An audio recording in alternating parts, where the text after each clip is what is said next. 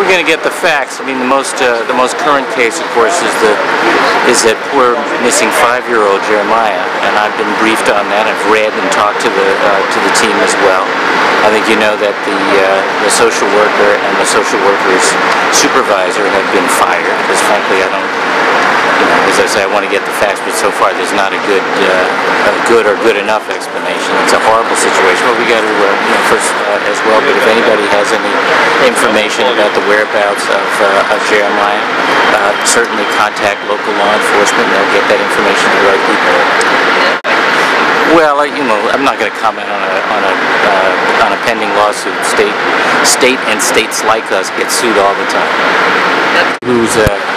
Who has applied and is up against the January 1 deadline will be insured on January 1. I think there's no denying the fact that the performance of the IT vendor has been subpar, but that's not the main event. The main event is making sure people are covered, and the team is doing everything they can, and then some, to make sure that happens.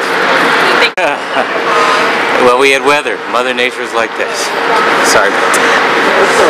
How'd things go over there? It was great. It was really, really good. I'm tired right now, but it was productive. Everybody's a little spent, but we got a lot out of it, and we'll talk more about that in the coming gigs.